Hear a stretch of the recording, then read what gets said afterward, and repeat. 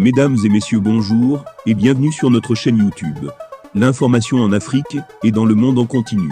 Ici, nous n'avons qu'un seul objectif, c'est de vous informer autant que possible sur l'actualité, la politique, l'économie et bien d'autres. Alors si vous êtes nouveau, abonnez-vous et activez aussi la cloche de notification pour ne rien manquer des informations à venir. Cela étant fait, on commence. Et les amis, toujours du côté de l'Afrique de l'Ouest, nous allons faire un petit tour au niveau du Burkina Faso où la coopération militaire entre le Burkina Faso et la Russie ne fonctionne pas comme prévu. En effet, les amis, on ne peut pas gagner une guerre alors qu'il y a une division au sein de la population. C'est la conviction des responsables de la coalition Burkina Faso-Russie.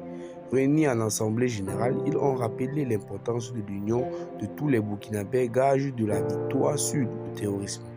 Il a également été question d'insister sur les objectifs de la coalition, éduquer idéologique les masses populaires, avoir un partenariat géostratégique avec la Russie et abolir l'accord militaire entre le Burkina Faso et d'autres puissances occidentaux qui datent de plus de 60 ans, a indiqué Barthélémy Zongo, vice-président de la coalition Burkina-Russie.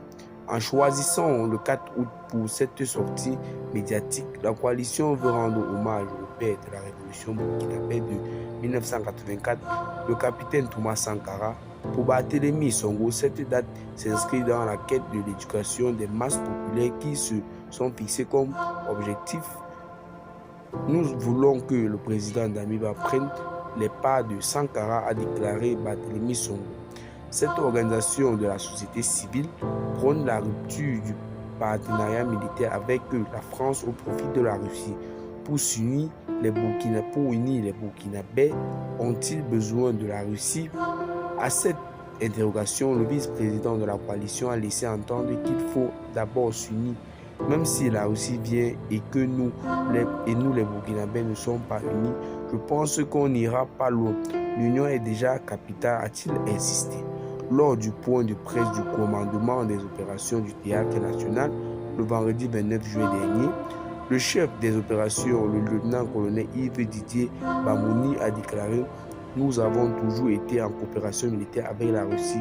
Les actions se poursuivent. » La question est de savoir pourquoi cette coalition réclame un pays qui est déjà partenaire au Burkina Faso. Le gouvernement a déjà dit qu'il y a des accords qui datent depuis longtemps, mais je pense que pour le moment sur le terrain, ça ne se concrétise pas. L'armée dit qu'il y a manque de matériel. Je pense que c'est l'occasion pour le gouvernement d'éclaircir sa position vis-à-vis de la population, a signifié Barthélémy Zongo.